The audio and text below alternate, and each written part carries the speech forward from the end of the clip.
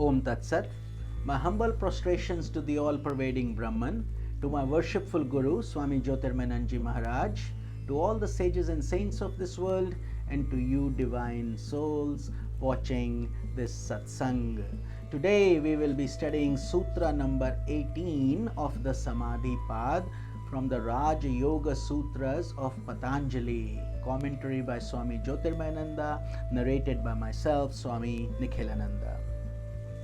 So let's get into the sutra. Each sutra, as you know, we always repeat twice so we can understand each word in the Sanskrit language, because that's how it was originally written, and then I explain the deeper meaning.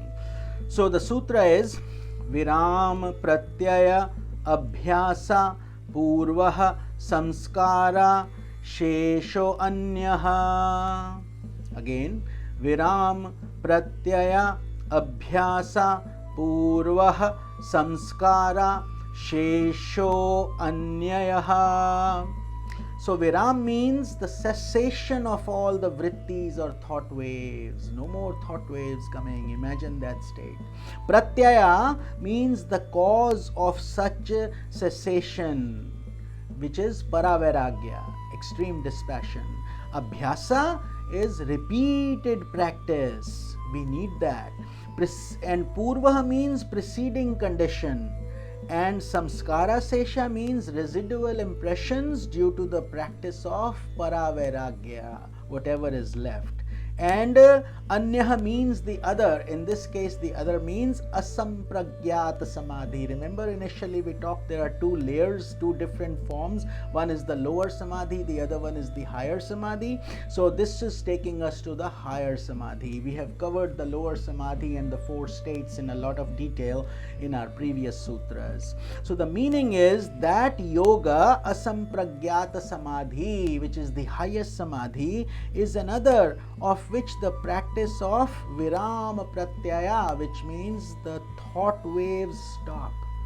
They no longer continue to come and bother us due to Paravairagya. Why? Because we have, through our effort, we have focused and our mind has become so pure and one-pointed, and Rajas and Tamas have completely trickled down to a bare minimum, and it's in the preceding state, and Samskara Shesha is the succeeding state. So we have already controlled our thoughts, so no more thoughts agitating us, but we haven't finished the seed state itself. The seed is still there, and we have to conquer that as well, and that state is called the Asampragyat, or the highest Samadhi. So that is the highest state, and that arises when the chitta, or the mind stuff of the yogi, turns away from the ego center. He is no longer controlled by the ego, and he seeks the source of the ego. We covered this during the lower Samadhi stages. So due to increasing purity, he develops the intuitive vision. He becomes so pure, and with the grace, he reveals the difference between the mind stuff and the self. So he's able to see the difference between the self and the mind and the thoughts itself. This is known as Viveka Khyati. That technical term is called Vivek, means intellectual faculty, and or the intuitive vision. That's what's called Vivek Khyati.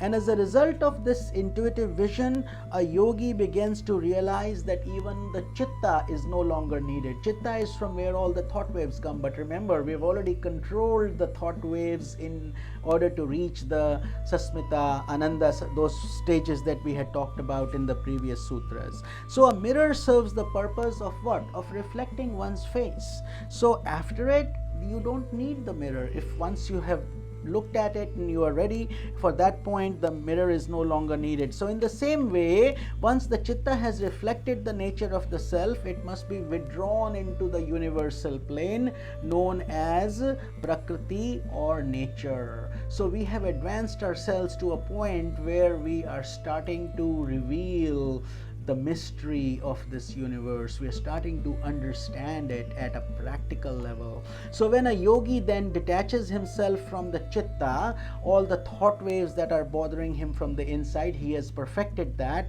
It is known as paravairagya. He has stabilized himself, and now he gets into extreme dispassion, which means that this world becomes more like a dream. Just like your dream is unreal, this world also starts to slowly become unreal, but you are still going through the process. The impressions of supreme dispassion are called viram pratyaya, which means it puts an end to all the outgoing modifications of the mind. The mind is no longer agitated, it no longer jumps around here, there, it no longer wants to go to things and places and do stuff. It is totally content within itself. Imagine that state.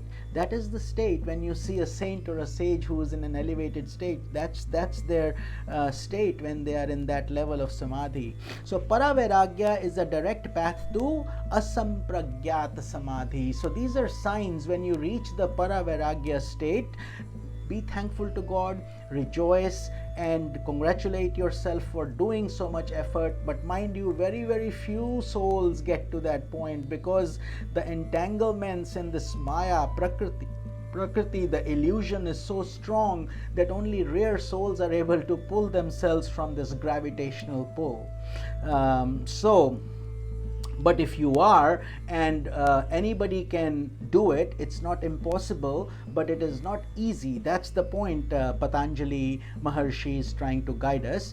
So that is the highest samadhi, asampragyat, in which a yogi turns away even from the one-pointed vritti or vivek-khyati. Vivek-khyati is you're constantly looking at the self and you have that mission.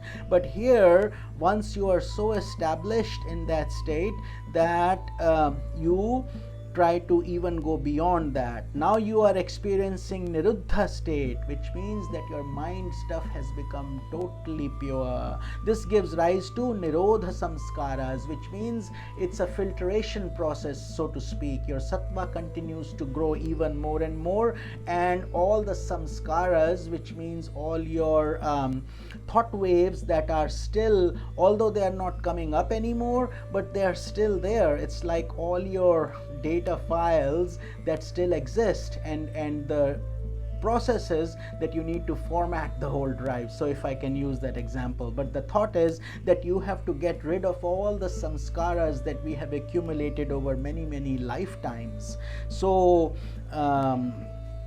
then what happens is the fire starts to burn within us, and once the fire has consumed its fuel, what happens? It also extinguishes.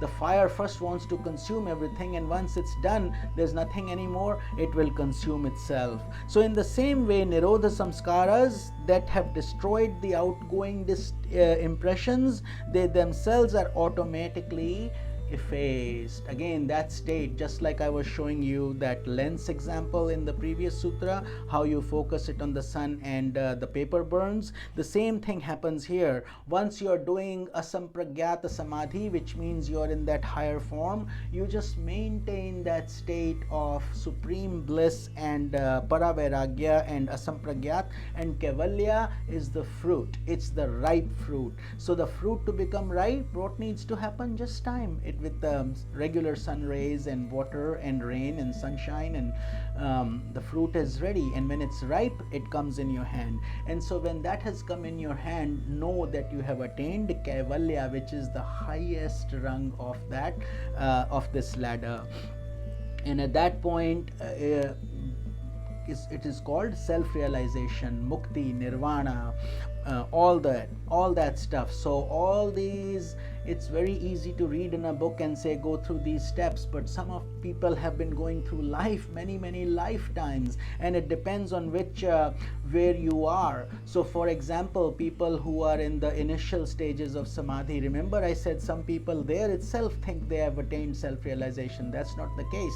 So but the good news is that wherever you leave, whatever level you have reached, you start your next embodiment from that level. So if you have For example, if you were in the Savitarka Samadhi, you will start from where you have left and you will go to the next state, which means you will go to the Savichar, or if you were in Savichar, you will start from Asmita, Anandanugut, the joy, and then or even higher. So it depends on wherever you are leaving, and sometimes it's just like you have a little bit left and therefore you're born and immediately you get enlightened. And we have seen yogis like that, very young in age. So physical age has nothing to do with it.